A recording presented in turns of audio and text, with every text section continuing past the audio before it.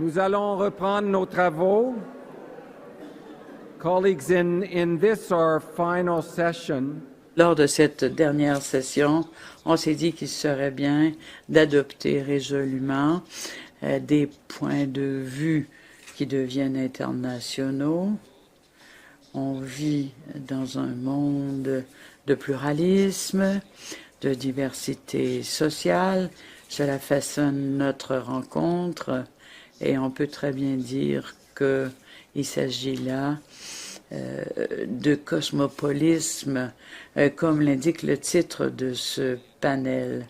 Ça fait partie de l'imaginaire légal canadien et mondial, et cela pourrait inquiéter une cour supérieure comme celle-ci.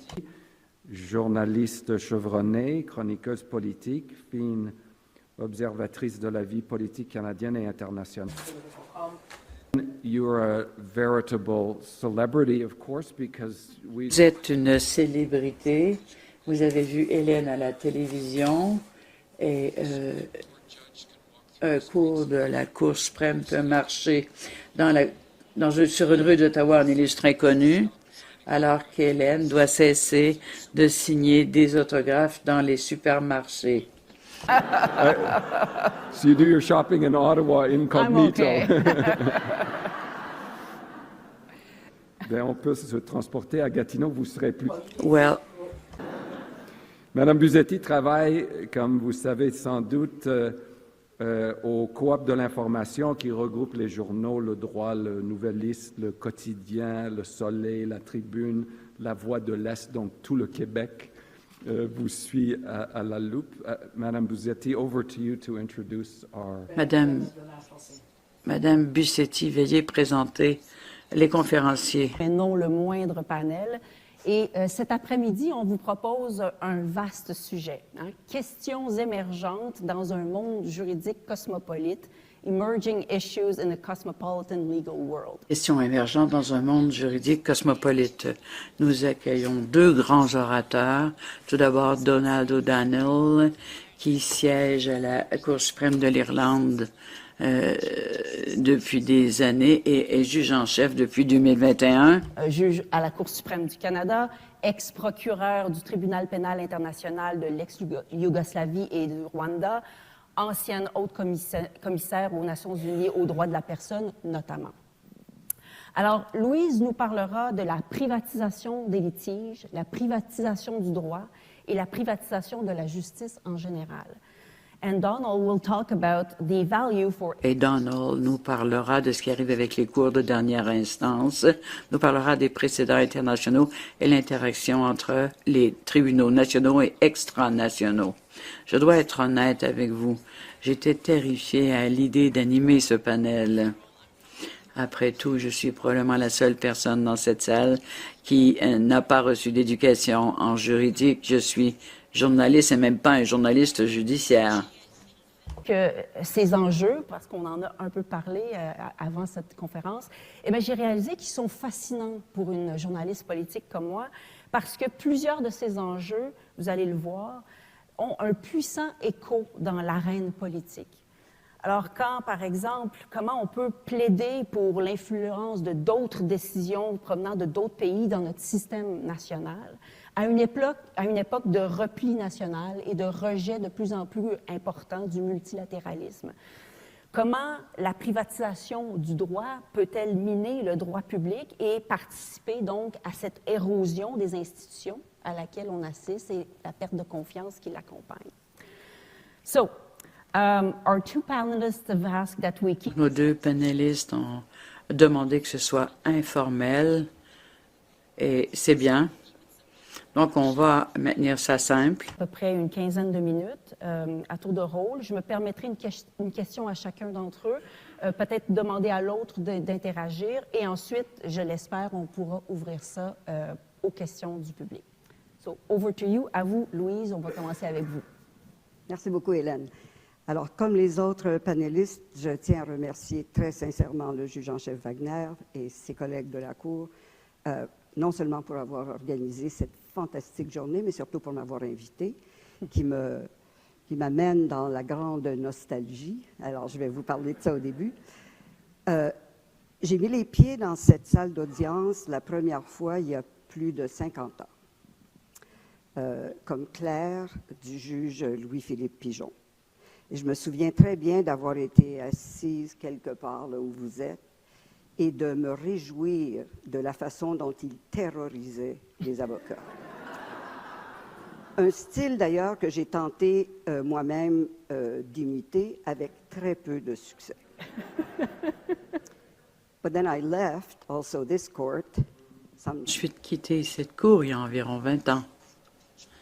Et je dois me pincer pour me rendre compte que ça fait si longtemps que j'ai siégé dans 3 de ces fauteuils ou ces trônes rouges derrière moi.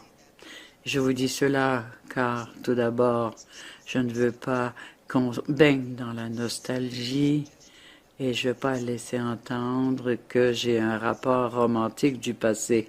C'est plutôt le contraire. En fait, je suis dans la pleine réalité et l'avenir, les pieds bien ancrés là-dedans. Je me suis rendu compte à écouter les présentations d'aujourd'hui que je ne fais plus ce genre de travail. Dites pas cela à BLJ, car il croit que c'est le cas. Effacez ça du dossier. Madame Busetti dit c'est trop tard. J'accomplis beaucoup d'autres activités, mais j'ai pas les pieds ancrés dans les dossiers juridiques comme c'était le cas, ou comme on l'a vu aujourd'hui. Mais pire encore, récemment, un professeur de droit criminel m'a demandé de participer à son cours et il a évoqué 2 de mes décisions et voulait que j'en parle avec ses étudiants. Je me souvenais du nom de l'un, l'autre, ça me disait absolument rien. Je les ai regardés et si ce n'avait pas été de mon nom écrit sur la décision, je ne sais pas. Ça fait 20 ans, là. Il a coulé beaucoup d'eau sous les ponts. Je pouvais pas m'en souvenir et encore pire, j'arrivais pas à comprendre. J'ai dit aux étudiants, ça c'était en janvier d'ailleurs, j'ai dit aux étudiants, vous êtes en droit, première année de droit, avez-vous commencé le droit criminel en septembre ou si vous commencez aujourd'hui? Si c'est le cas, on pourrait attendre quelques mois parce que vous ne pourrez pas faire la part des choses dans cette décision. Donc, avec cette réserve, lorsque Nicolas m'a demandé de me joindre à ce panel aujourd'hui, il m'a dit « Tu peux parler de ce qui te chante ». Donc, je me suis dit que je pourrais peut-être parler d'un enjeu que j'ai déjà soulevé auprès de Pierre Boisvenu, s'il est là. J'aurais dû commencer par cela, d'ailleurs. Je ne veux pas être nostalgique, mais plusieurs personnes m'ont demandé si les choses avaient changé alors que vous étiez là il y a 50 ans. J'ai dit pas grand-chose, sauf qu'à l'époque, on avait le chauffage central.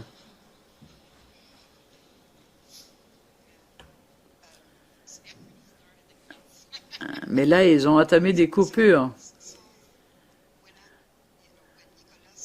Quand Nicolas m'a dit « Fais juste te joindre à nous », il a dit « T'as pas à préparer une thèse universitaire, là.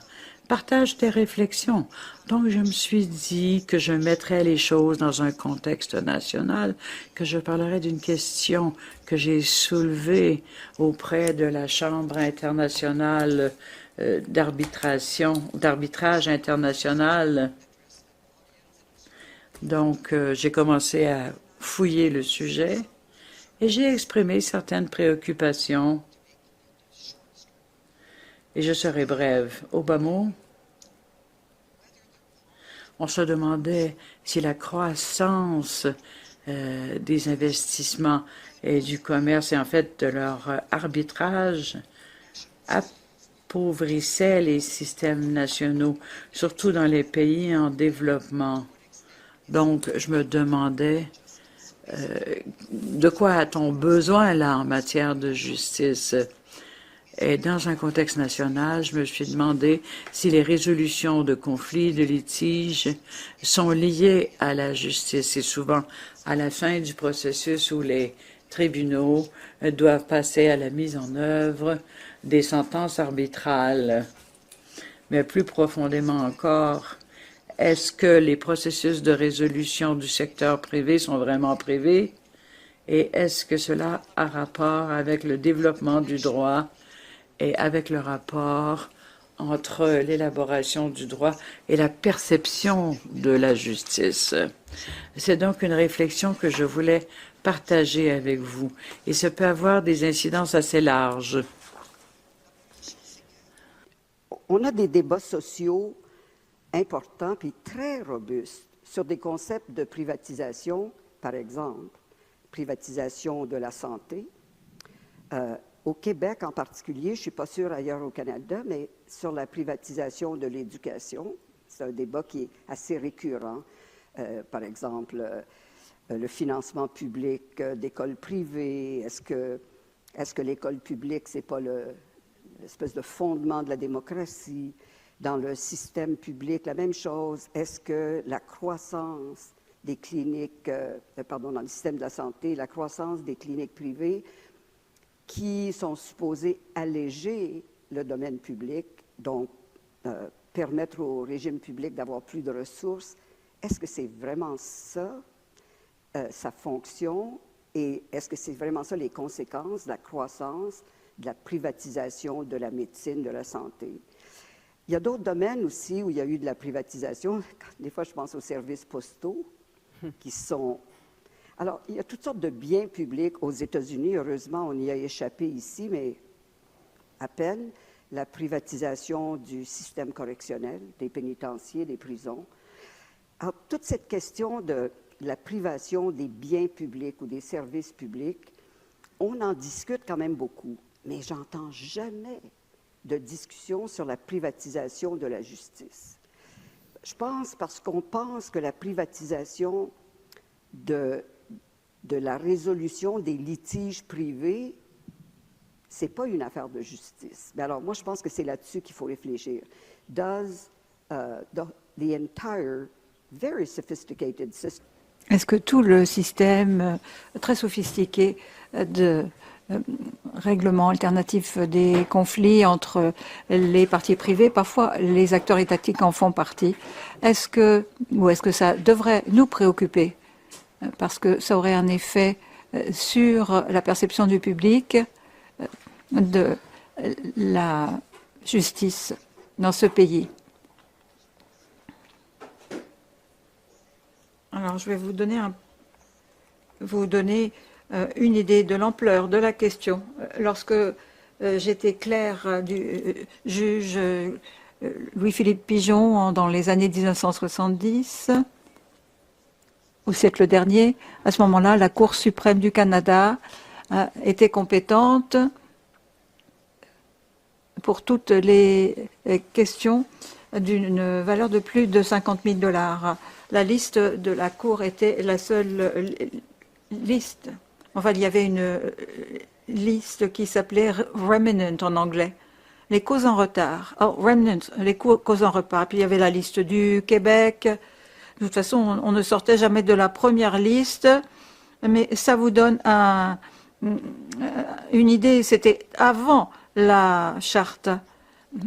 En fait, avoir une cause fédéraliste, c'était le bon mot, hein, plutôt que cette longue liste. Et pour vous situer le contexte, c'était la loi sur les langues officielles venait d'être adoptée, mais elle ne l'était pas encore lorsque je faisais mes études de droit. Donc, tout était presque exclusivement anglophone, toute la liste. Donc, la Cour suprême du Canada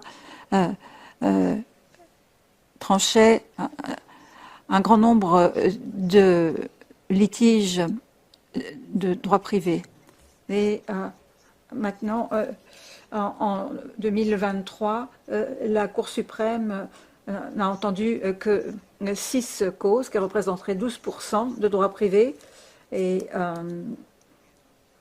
des 36 appels qu'elle a tranchés cette année-là 6% étaient en droit privé et 140 des demandes d'autorisation, et 25, dont 25% portaient sur des questions de droit privé. Et sur 50, seuls 10 appels en matière pénale ont été portés de plein droit devant la Cour suprême.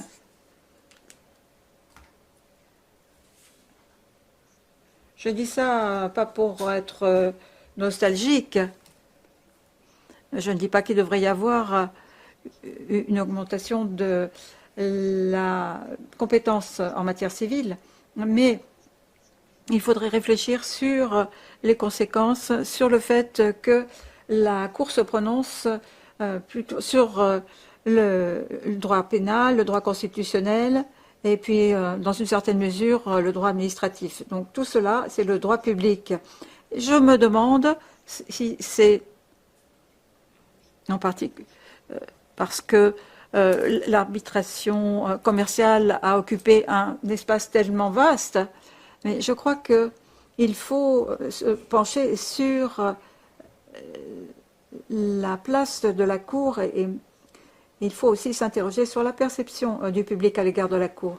Et lorsqu'il y a tant de conflits de droit privé qui ne montent pas jusqu'à la Cour suprême.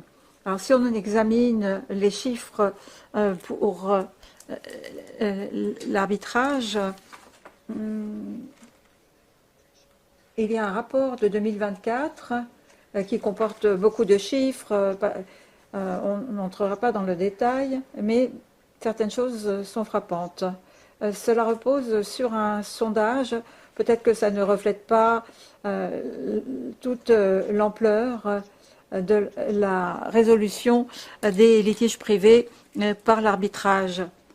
Il s'agit de mécanismes d'arbitrage formels et non pas ad hoc, non pas ponctuels entre des parties. Dans ce sondage, on dit que lorsque les avocats ont recommandé à leurs clients d'inclure une clause d'arbitrage à leurs clients, cela a été accepté dans 70% des cas. Et la raison pour laquelle les parties optent pour un système d'arbitrage, de résolution des conflits, la façon dont on a posé la question dans ce sondage, il y a une double négation, mais la confidentialité intervient pour beaucoup. Les autres raisons sont bien connues. Littérature, coût, rapidité, choix de l'arbitre, confidentialité. La confidentialité joue un grand rôle. Les préoccupations dans le domaine international de l'arbitrage sont différentes. Et lorsqu'on parle de privatisation des mécanismes de résolution des conflits. Tout d'abord, les avantages sont bien connus. Les parties préfèrent un régime qu'elles maîtrisent par le choix de l'arbitre et aussi en mettant en place certaines règles. Les inconvénients sont moins bien énoncés dans la littérature. En matière d'arbitrage international, il y a l'allégation d'un effet néfaste potentiellement négatif sur la common law qui dépend tellement de la jurisprudence. Les principes juridiques risquent de ne pas être en phase avec les idées de la société. Au niveau international et au niveau national, on craint que la création d'un système comprenant des spécialistes juridiques aboutisse à la création d'une magistrature spécialisée, ce qui créerait des problèmes juridiques au sein de cette petite communauté. J'ai d'autres inquiétudes, elles ne sont peut-être pas parfaitement formulées, mais je vais vous les communiquer. Vous me direz si ce sont véritablement des inquiétudes ou des préoccupations. Je n'ai pas examiné les détails des procédures d'arbitrage, mais pour moi, il peut y avoir une question, un manque de possibilité que les questions sociales soient soulevées et débattues comme elles le sont autrement, même parfois dans les causes civiles devant les tribunaux. La possibilité de participation d'intervenants et le fait de soulever des préoccupations écologiques, de droits de la personne, tout cela disparaît si les procédures ne font pas partie du débat public, ce qui a aussi une valeur d'éducation. Je suis aussi préoccupée par la possibilité, ou au moins je me préoccupe du fait que certains acteurs étatiques, c'est-à-dire soumis à la charte, pourraient se protéger.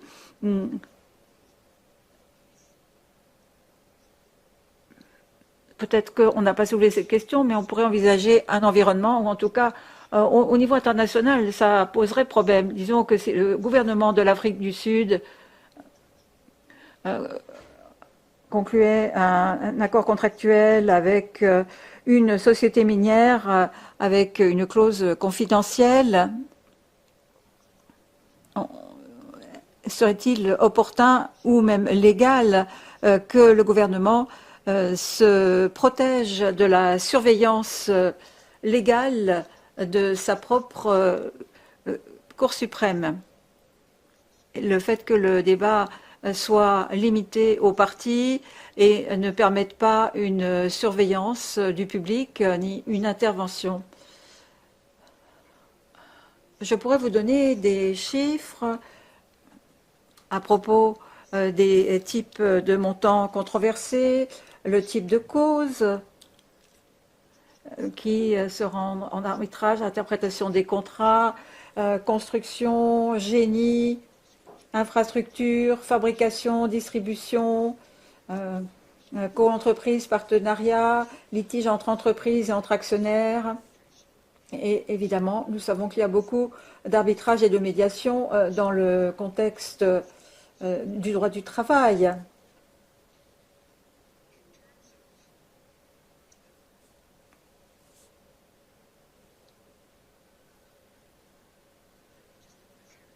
Permettez-moi de parler brièvement le type de recours, ou plutôt d'initiative qu'on peut envisager dans le contexte international.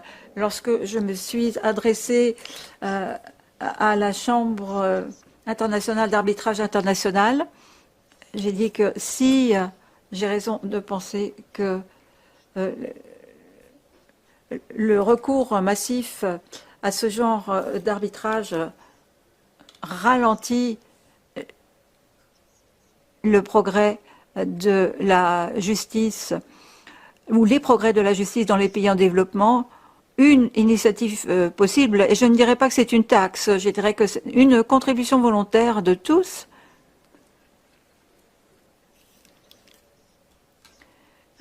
un faible pourcentage du montant de la pénalité octroyée. Et une petite partie pourrait être versée à un fonds en fiducie pour développer le système juridique national ou le système du droit de la famille. Et puis, on pourrait envisager une taxe si la contribution volontaire ne suffit pas.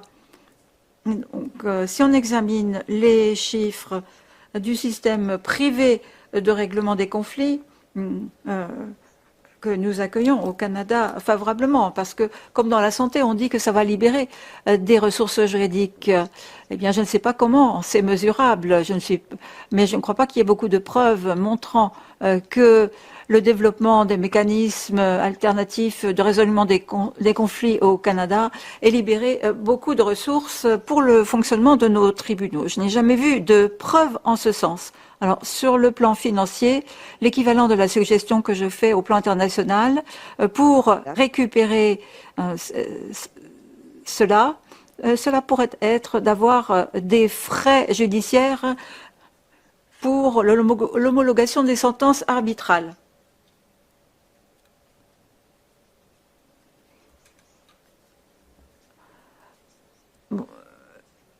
C'est-à-dire la mise en application des sentences arbitrales. Il pourrait y avoir des frais judiciaires importants, et ce qui serait en phase avec la privatisation de l'administration de la justice, c'est-à-dire qu'il y a un nombre croissant de frais judiciaires, le dépôt des dossiers, la scénographie, la transcription, il y a un volume croissant de frais judiciaires, et ce qui est intéressant, c'est qu'il n'y a pas d'équivalent dans le système de santé. Système de santé universel, il y a quand même ce qu'on appelle le ticket modérateur et le 20 € qu'il faut payer juste pour prendre un rendez-vous. On n'a pas instauré des mesures similaires dans le domaine de la santé, mais c'est drôle, on le fait dans le domaine de la justice. Des petits frais d'accès à tous les niveaux. Alors, si c'est une pratique établie, on pourrait réfléchir à essayer de recapturer un petit peu de volume de ressources au niveau des sentences arbitrales. Quant à la question de l'appauvrissement du développement du droit, ça, il y a toutes sortes de mécanismes qui devraient être mis en place, à mon avis, comme la publication des sentences arbitrales caviardées ou sous forme de résumé, j'allais dire redacted, puis je ne me rappelais pas du mot en français, caviardé, ou bien des résumés, ou bien des revisions par des professeurs de droit, justement, qui pourraient faire des résumés, mais en temps assez réel, si possible, pour qu'on ait le bénéfice du développement des analyses, qui, j'en suis certaine, sont très sophistiquées. Je le sais parce que beaucoup de mes anciens collègues qui font beaucoup d'arbitrage, il y en a même qui m'ont dit « ça me fait beaucoup de peine que le travail que j'ai fait ne soit pas disponible après avoir travaillé dans la magistrature pendant plusieurs années. Puis là, je fais du travail de qualité équivalente, avec des très bons avocats, souvent avec beaucoup plus de moyens. Puis c'est un peu dommage que ça ne bénéficie pas au public en général. Alors voilà, de façon relativement superficielle, la préoccupation que j'ai avec cette démarche de privatisation des litiges, éventuellement de la justice, et l'absence de débat public équivalent à ce qu'on voit dans les autres domaines de ressources de biens publics. Merci, Louise. Moi, j'ai trouvé ça fascinant, ce sujet-là. Vous m'avez fait lire là-dessus aussi avant aujourd'hui.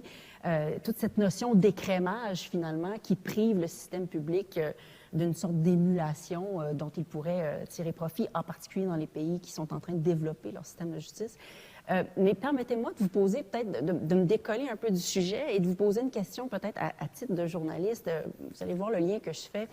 Mais vous savez, nous, les journalistes, notre grand drame, si je peux dire, c'est que nous avons perdu le monopole du débat public. Nous détenions les moyens de communication. Nous avions les presses, nous avions les ondes, et nous décidions ce qui serait imprimé, nous décidions ce qui serait entendu. Et un jour, il y a eu une généralisation des moyens de communication, et nous avons perdu ce monopole, et avec lui, une certaine perte d'autorité aussi, et s'en est suivi une sorte de perte de confiance envers nous.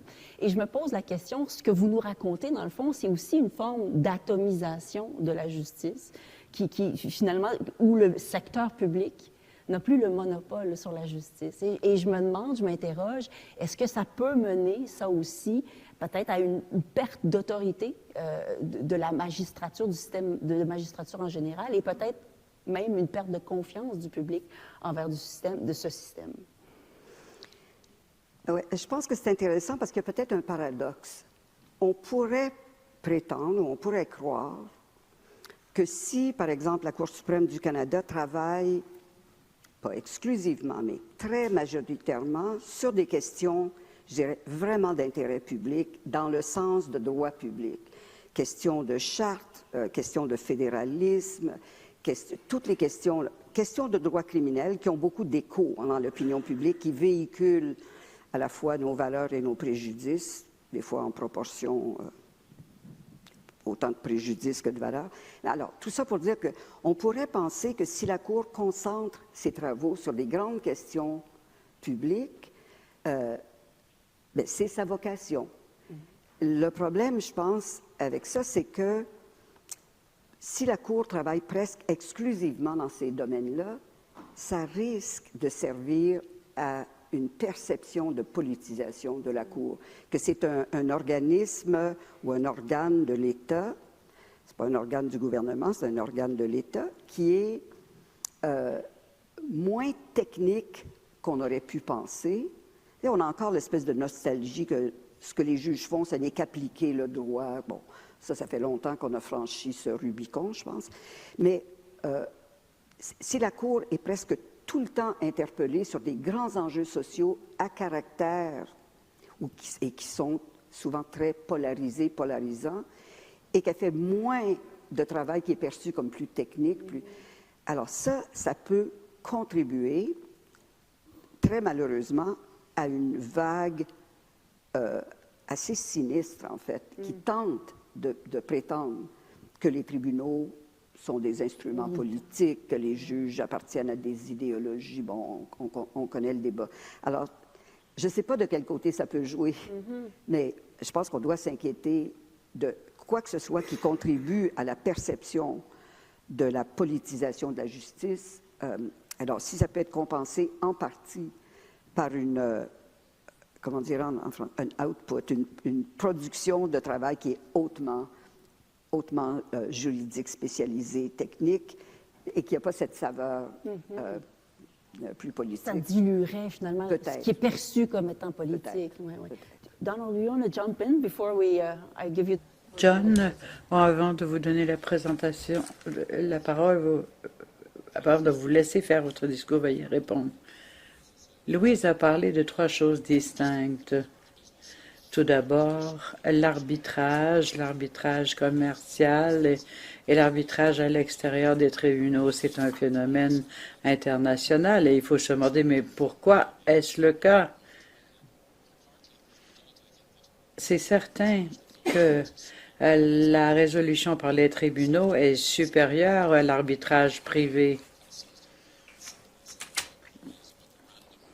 Souvent, il y a des décisions qui sont prises un peu au hasard, mais il faut voir quel est le système d'appel.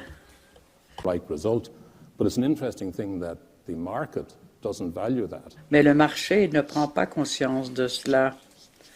On ne se demande pas pourquoi l'arbitrage n'apporte qu'une seule solution. Deuxièmement, il y a ce phénomène international du droit privé. On regarde ce qui a été fait par les cours de dernière instance comme ma cour. Eh bien, dans le droit privé, on s'est écarté de l'examen judiciaire, etc.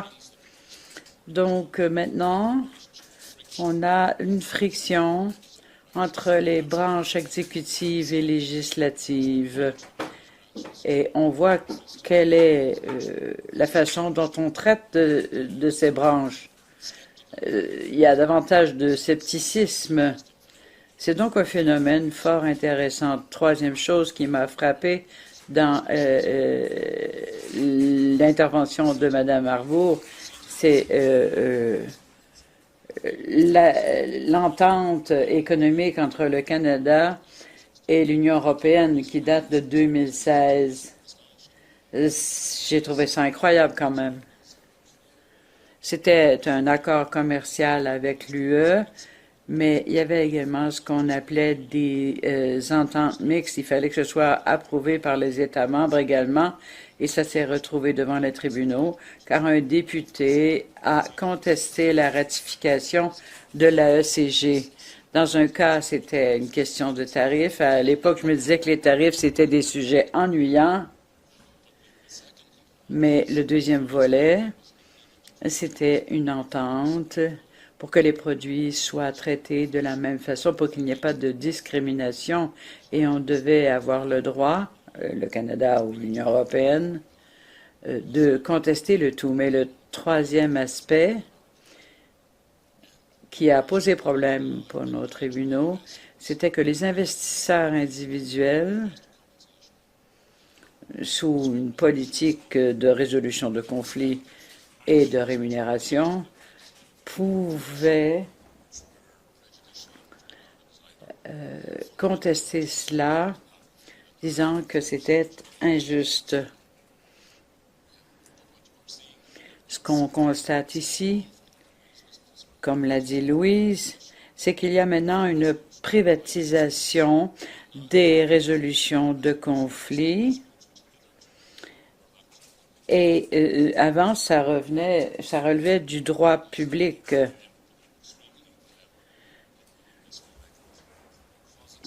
Et on s'est dit, comme c'est un arbitrage sous la Convention de Washington et New York, en vertu de la loi sur l'arbitrage de notre pays, il fallait trancher dans les tribunaux sans le contexte. En fait, on a dit que le gouvernement ne pouvait pas exécuter cela. Il y avait une position minoritaire. L'argument, c'était que c'est comme si on forçait le système vers la privatisation. Et cela aurait dû être un élément clé du système de droit public. Tout le monde était d'accord qu'il fallait s'inquiéter, mais la question c'était est-ce qu'on est allé trop loin? Moi, je me disais non, mes collègues disaient que oui. Mais finalement, on a vu que cela se répandait partout. On a vu cette privatisation de questions qui avait été abordée au XXe siècle, mais on parle ici de la privatisation d'enjeux qui étaient traités par le gouvernement. Il y a beaucoup d'employés de la fonction publique qui ont été remerciés. C'est une tentative. En fait, il s'agit de toucher à cette responsabilité centrale du gouvernement. C'est important, à ce moment-ci, de reconnaître cet état de fait, et les avocats doivent être sensibles à cette question. Merci, Louise, d'avoir soulevé cela.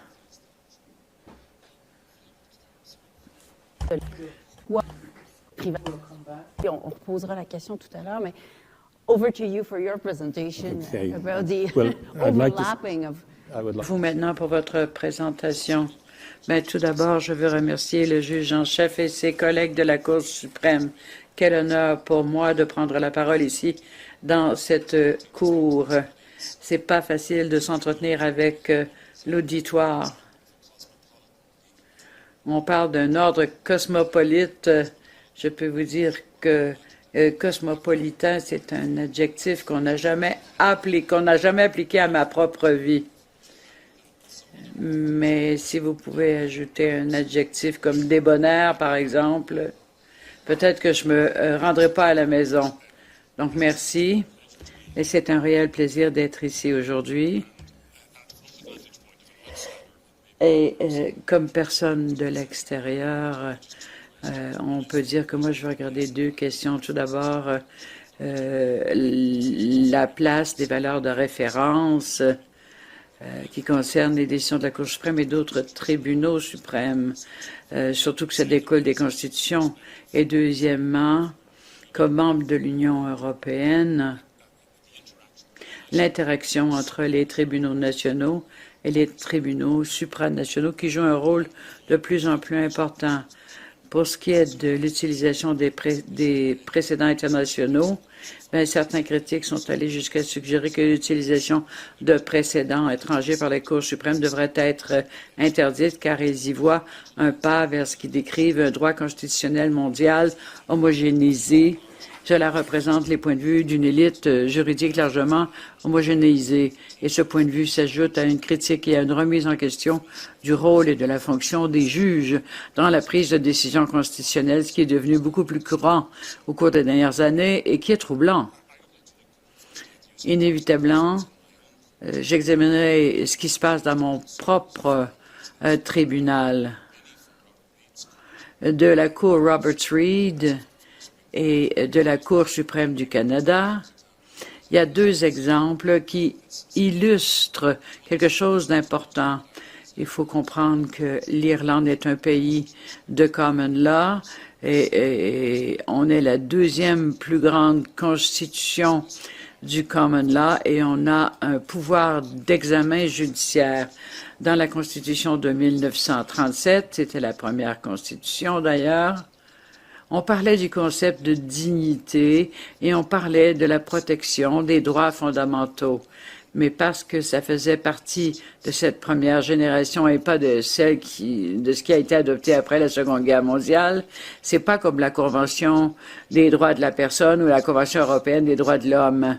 En fait, on parle de droits plutôt généraux garantis par la Constitution. Ils sont limités, mais on ne comprend pas trop bien les limites, en fait. Donc, il y a une question fondamentale que les tribunaux doivent se poser. Est-ce qu'il y a des décisions administratives qui touchent les droits? Et est-ce que c'est un empiètement sur ces droits? En fait, les tribunaux irlandais ont eu à trancher dans ce domaine et utilisaient des analyses, la logique, la déduction et le raisonnement par analogie, et même s'inspirer de ce qui se passait dans d'autres pays. Et les résultats parfois étaient admirables et d'autres fois non.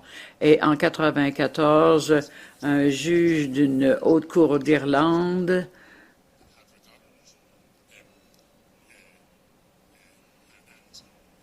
donc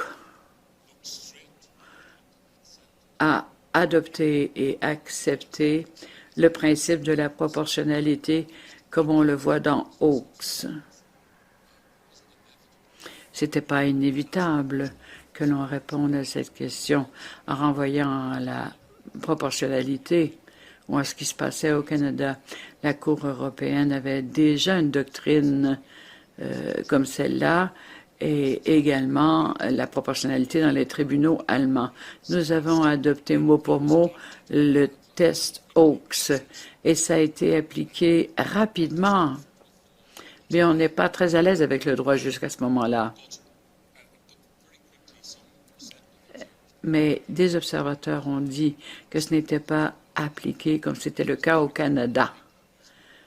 En fait, le test de raisonnabilité était plus vaste. Pendant la COVID, on a contesté les règlements liés à la COVID et on a laissé entendre qu'on devrait adopter l'approche canadienne, c'est-à-dire qu'il revenait au gouvernement de justifier les droits. J'ai beaucoup de respect face à la jurisprudence canadienne, especially les travaux de Peter Hughes. Et finalement, on s'est dit qu'on ne pouvait pas faire cela, étant donné les traditions constitutionnalistes de l'Irlande. Donc, il y a ce test de proportionnalité et cela trouve ses sources dans le droit canadien. Il y a également les déclarations de suspension. En fait, on avait dit qu'il fallait changer la façon de faire des nominations pendant les élections. On n'avait pas considéré que c'était inconstitutionnel pendant 25 ans. Et là, on se disait comment corriger la situation. Et on avait donc suspendu la déclaration de la jurisprudence. Et on a décidé de regarder ce qui se passait au Canada ou même chez le procureur général de l'Ontario. Cela nous a mené des conclusions fort différentes. Et cela m'amène à me demander qu'est-ce qui se passe avec ça? Ben, c'est pas un droit constitutionnel homogénéisé. En fait,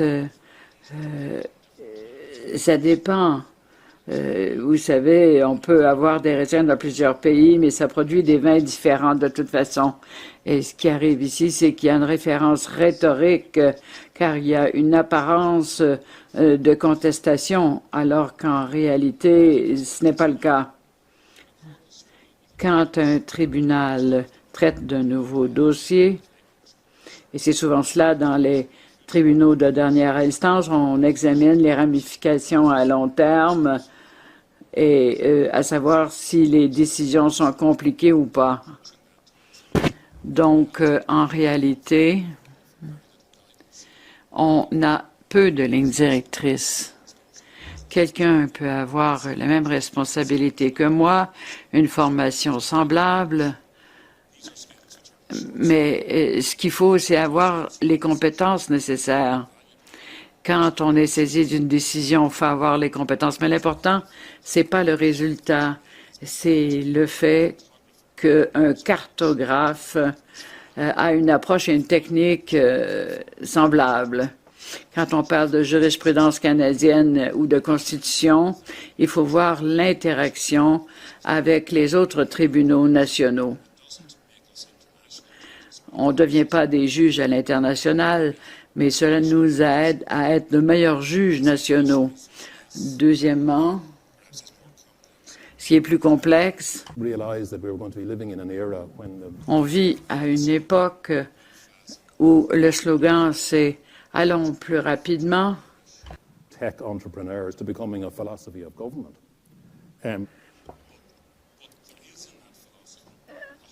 L'interprète regrette, mais la personne frotte le micro avec sa manche, ce qui réduit la qualité du son. On parle ici du maintien des règles dans une démocratie occidentale. Les événements récents font qu'on regarde quelles sont les attaques à votre propre système. Mais après la guerre, l'Europe croyait aux règles, à la réglementation, aux structures, aux droits et aux organisations.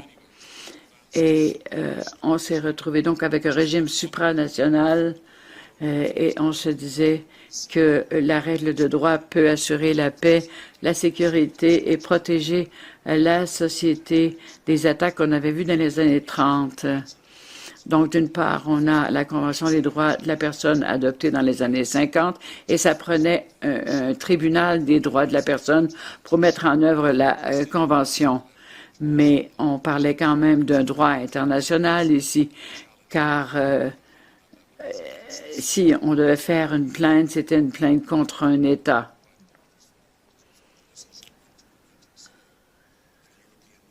Et l'Union européenne, en 1957, est devenue une communauté économique et l'ordre qu'elle a établi était encore plus ambitieux parce que ce n'était pas étatique, mais cela faisait partie du système national juridique et mis en œuvre par des gens de l'État et parfois d'autres.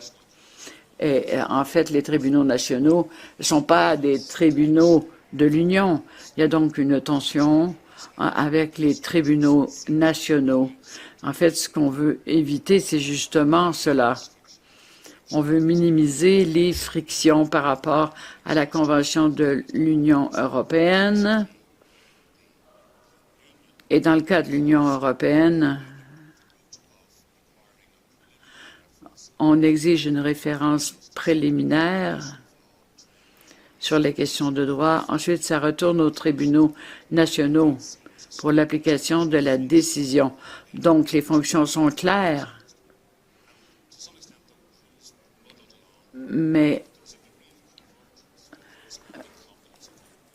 on tend à regarder la compétence du tribunal européen. En 2009, justement, il y a eu cette décision qui fait que la Cour européenne a commencé à assurer la protection des droits de la personne en vertu du droit européen. Et il y avait cette charte qui visait à minimiser les incongruités au sein de l'Union. Et deuxièmement, il y avait des droits qui étaient garantis. Et c'était comme ce qu'on trouvait dans le pacte. Et à l'article 52.3, on parle de ces droits. Ces droits doivent être les mêmes que ceux établis par la Convention européenne, mais cela n'empêche pas l'Union à adopter des normes plus strictes. Donc tout ça est raisonnable, admirable, et c'est effectivement le cas. Mais de multiples documents et de multiples juridictions crée la possibilité de plusieurs décideurs qui peuvent inévitablement différer. Il y aura aussi une tendance inévitable de la compétence, une fois accordée, à s'étendre à ses limites, sinon au-delà. Et cela devient d'autant plus important que pour des raisons historiques que je viens d'aborder, la structure essentielle demeure similaire à celle des années 50. Et souvent, on va demander le respect de la Constitution, de la Convention ou de la Charte. Qui plus est, la structure que j'ai identifiée signifie que toute question de droit de l'Union européenne doit être traitée par voie de renvoi préliminaire. C'est donc une structure très complexe. Et la structure européenne d'après la guerre a été admirable et nous a bien profité. Mais il y a un risque que ces institutions qui ont été bien instituées nous mènent à une tour de Babel. Et ainsi, il pourrait ne plus y avoir de distinction. Et que dire à ce moment-là de la crédibilité de l'institution en tant que telle? On a un exemple récent et extrême de cela. Par exemple, il y a la loi sur les mandats d'arrêt. On veut que quelqu'un soit extradé dans un pays pour être poursuivi en justice. Ça, c'était vraiment utile et c'était dans l'accord de collaboration. Le Royaume-Uni en est sorti quand il a adopté le Brexit, quand il est sorti de l'Union européenne. Il y a eu un mandat d'arrêt en 2011 demandant qu'un individu se rende pour des infractions graves. Il devait être exécuté et a été exécuté en Irlande. Mais là, on parle de l'intervention de la Cour supérieure.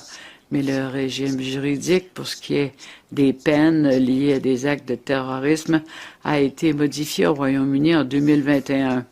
Ainsi, si une cour impose une sentence, le prisonnier pourrait passer davantage de temps dans le pénitencier si on avait tenu compte de la date où l'acte a été commis. On s'est demandé si cela irait à l'encontre de l'article 7.2 de la Convention qui interdit la pénalisation rétroactive. Pour un délit par rapport à la pénalité ou la peine qui existait lorsque le délit a été commis. Et on peut dire que cela pourrait être contraire à la Constitution de l'Irlande. Donc c'était une question épineuse. Est-ce que la question a été portée en justice? On s'est demandé si c'était contraire à la Constitution irlandaise. Car s'il y a infraction aux droits humains fondamentaux, cela relève du droit constitutionnel. Et imagine, puisque cette réponse a été donnée en langue irlandaise. La deuxième question, c'était que cela comprenait la Convention européenne des droits humains qui avait été incorporée au droit irlandais en 2003. Et puis ensuite, en Irlande du Nord, il y a une cour d'appel qui est saisie de la même question et qui estime que la législation enfreint l'article 7 de la Convention qui est intégré au droit britannique. Donc, on ne peut pas extrader quelqu'un vers un État qui affirme que sa disposition juridique enfreint la Convention. Alors là, je vous le dis en anglais avec un accent d'Irlande du Nord. Et puis, il y a eu aussi un appel ou un pourvoi en Cour suprême qui a annulé la décision. Bon, disons que là, ça serait de l'anglais avec un accent écossais. Et puis, cela revient ou la question revient à notre cour et on nous dit non, vous ne pouvez pas statuer de cette façon. Nous pensons que ils ont tort et on voudrait que vous disiez que la Cour suprême du Royaume-Uni a tort. en appliquant son droit en référence à la Convention. Et de toute façon, il s'agit d'une infraction de la Charte. Et donc, il a fallu un renvoi au CGU, alors disons là maintenant un accent espagnol, et une décision de la Cour de justice en luxembourgeois. Et lorsque notre Cour a reçu la décision, nous avons fait un nouveau renvoi à la Cour de justice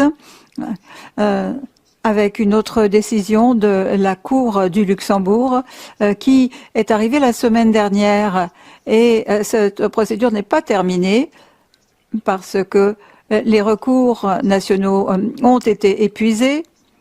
Mais Strasbourg doit encore parler, disons, du français pur ou du français matiné d'allemand. Et ce qui est évidemment complexe, c'est que chaque étape du processus est suivie méticuleusement, mais 4 ans se sont écoulés depuis l'émission du mandat. Et 5 ans depuis le délit. Et donc la difficulté, ce n'est pas seulement les retards. Pour moi, la question, c'est le risque qu'une structure élaborée puisse poser pour elle-même. Parce que si on a 8 versions différentes pour répondre à une question qui est censée être fondamentale, cela porte atteinte à la crédibilité du système. Et deuxièmement, il y a le problème des retards. Donc, le problème qu'on rencontre, ce n'est pas le problème rencontré par notre prédécesseur lorsqu'il a fallu édifier ces structures. Il s'agit de s'assurer que les structures établies n'aboutissent pas à la confusion, ce qui porterait atteinte à l'ensemble du système. Et si l'on veut établir l'ordre et qu'on veut optimiser les libertés, nous, comme avocats, nous avons une obligation de ce système, que le système du droit est compatible avec les autres éléments de l'ordre juridique et tienne des promesses de liberté. Au mieux, cela a été l'héritage de la Cour suprême du Canada depuis 150 ans et c'est la tâche qui nous incombe aujourd'hui. Merci beaucoup, Donald. Je crois que vous avez très bien illustré avec cet exemple comment la conversation entre les institutions nationales et supranationales aboutissent à des décisions très fructueuses. Je veux revenir au domaine de la politique, mais à propos de la croissance du populisme, où il y a de plus en plus d'arrivées au pouvoir de dirigeants autoritaires, beaucoup de gens pensent que la démocratie ne porte pas ses fruits et il y a de plus en plus une impression selon laquelle la démocratie ne peut pas résoudre les problèmes actuels. Et je crois que ce que vous venez de dire illustre cet argument. Et je me demande si ces systèmes que nous construisons, est-ce qu'ils n'alimentent pas cette dynamique politique, ce manque de confiance à l'égard du système, et qu'est-ce qu'on peut faire? Une question simple. Question simple. Je crois qu'il y a 2 choses. D'abord, le professeur Weber en a parlé. Ces systèmes en Europe ont été mis en place pour résister cela, pas seulement ici au sud, mais par rapport à la Hongrie ou à la Pologne. Et les 2 cours ont été très utiles pour ralentir le mouvement vers l'autocratie en Pologne sous le gouvernement précédent, parce que la Cour a remis en cause la soi-disant réforme du système judiciaire. Donc, en ce sens, le système fonctionne. Je dis simplement qu'il faut qu'on le fasse fonctionner, parce que c'est trop facile de le décrire comme élitiste ou inefficace. Je crois que c'est toute la difficulté pour nous. Mais en même temps, la rapidité est essentielle. Et ça me ramène à ce que disait Louise. Pourquoi cette hausse de la privatisation du droit?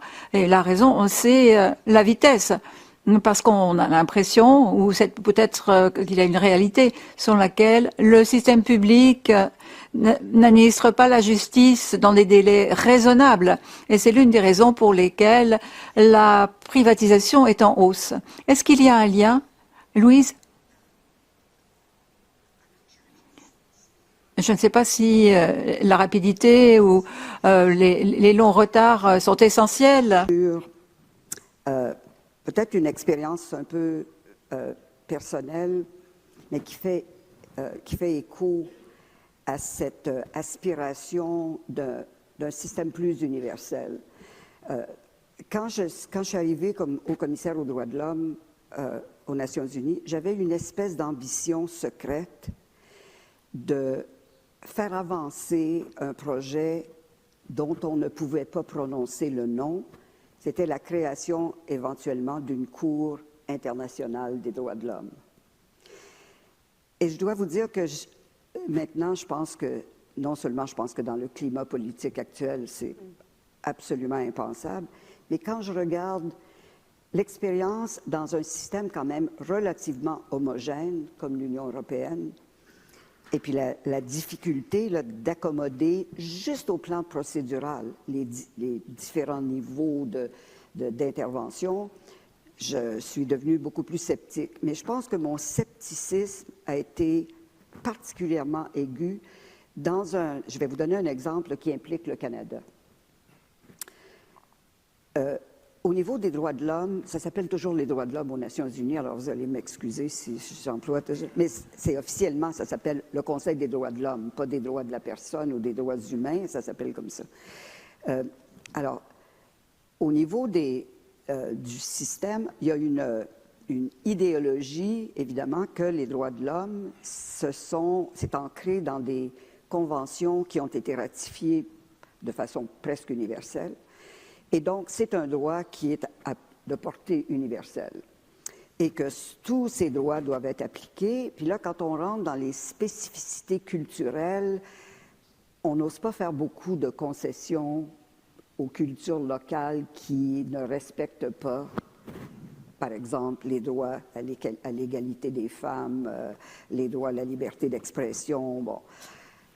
Alors, l'idée est qu'on pourrait avoir un organe de nature judiciaire pour mettre en application ces droits fondamentaux en opposant un individu à un État dans un forum vraiment international, c'est de toute évidence très ambitieux. Puis finalement, j'en suis venue à la conclusion que c'est peut-être carrément pas une bonne idée. Je vais vous donner l'exemple de la cause de Adler au Canada. You may remember the issue was whether or not the Il s'agissait de savoir si l'exigence constitutionnelle de l'obligation de financer les écoles francophones en Ontario, il s'agissait de savoir si c'était discriminatoire et si cela nécessitait un financement équivalent de toutes les écoles confessionnelles. La Cour suprême a décidé que non, que c'est une exigence constitutionnelle. C'était un accord. C'était l'édification fondamentale du pays avec la protection de l'éducation catholique au Québec et de l'enseignement confessionnel hors Québec. Donc là, la question est survenue et il s'agit de la cause Waldman qui a été tranchée par un comité et là, on a décidé qu'il était discriminatoire que l'Ontario finance des écoles catholiques avec les deniers publics sans financer les autres confessions. Le comité a dit que la Convention n'oblige pas les États partis à financer les écoles confessionnelles. Mais si un État décide d'accorder un financement public aux écoles confessionnelles, cela devrait être fait sans discrimination. Le financement fourni à un groupe religieux et non pas à un autre doit reposer sur des critères raisonnables et objectifs. Le comité a conclu qu'il n'y a pas de traitement injuste ou qu'il n'y a pas et constate qu'il y a une infraction à l'article 6 qui interdit la discrimination. Ensuite, le comité des droits de la personne a adopté des mesures appropriées et a dit que le Canada devait éliminer la discrimination en fonction de la religion dans le financement des écoles en Ontario. Cela veut dire qu'un organisme international exigerait que le Canada change fondamentalement son approche à l'égard de l'enseignement financé par l'État en finançant intégralement les écoles confessionnelles ou en enfreignant sa constitution. Donc, quand vous voyez le décalage entre l'application d'une norme internationale qui est juste, qui de prime abord, on dit c'est discriminatoire, mais si vous arrivez dans le contexte canadien et que vous vous demandez est-ce qu'on peut et est-ce qu'on doit vivre avec cette discrimination entre guillemets, pour moi, la réponse est claire. Oui, il faut le faire.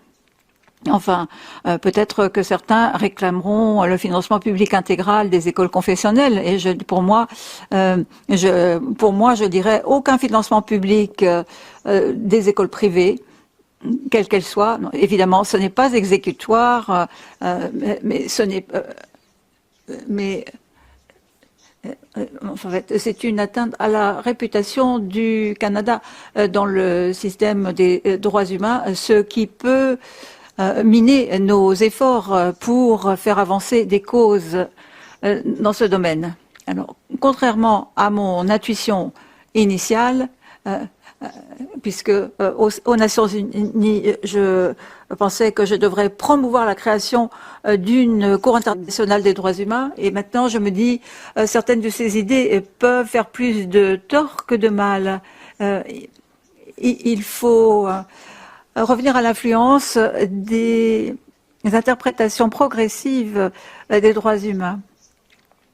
Mais il faut que dans cet environnement, il y ait un consensus bien établi pour faire avancer le développement du droit. Intrinsèquement implanté dans un environnement culturel, social, historique aussi, et que ça ne peut pas être nécessairement toujours normalisé internationalement avec une lentille presque...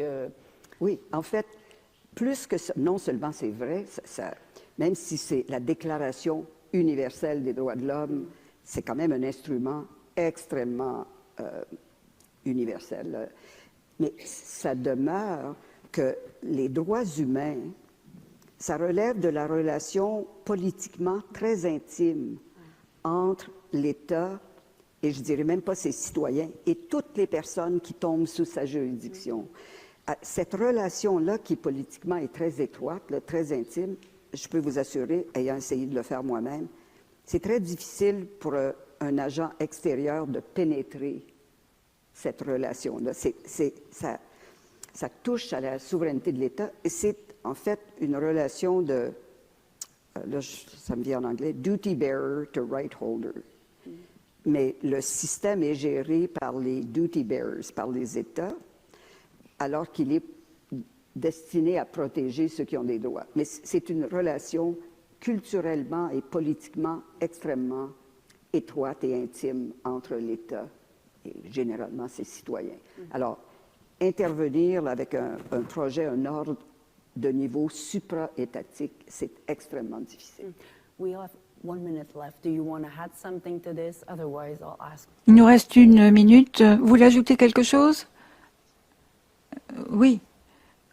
Ce que je voulais dire en conclusion, c'est que On doit apprendre à résister à la tendance naturelle des avocats de repousser les limites et de vouloir imposer des nouveautés. Dans ce cas, il s'agit de conserver la fonction essentielle. Il y a une analogie.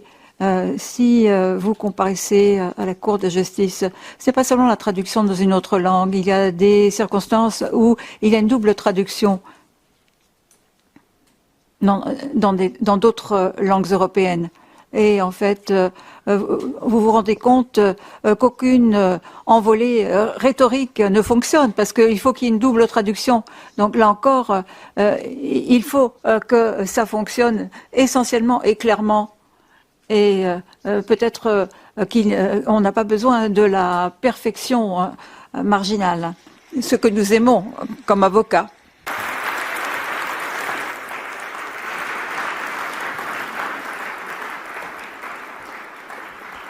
Quelle belle séance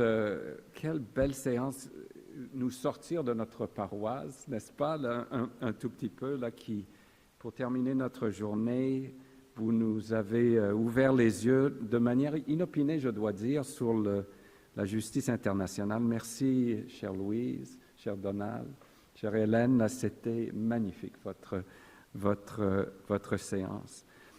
I would ask colleagues to join me in offering. Je voudrais demander à mes collègues de se joindre à moi pour, non pas pour souhaiter la bienvenue, parce qu'on ne va pas tout recommencer, mais de remercier chaleureusement nos panélistes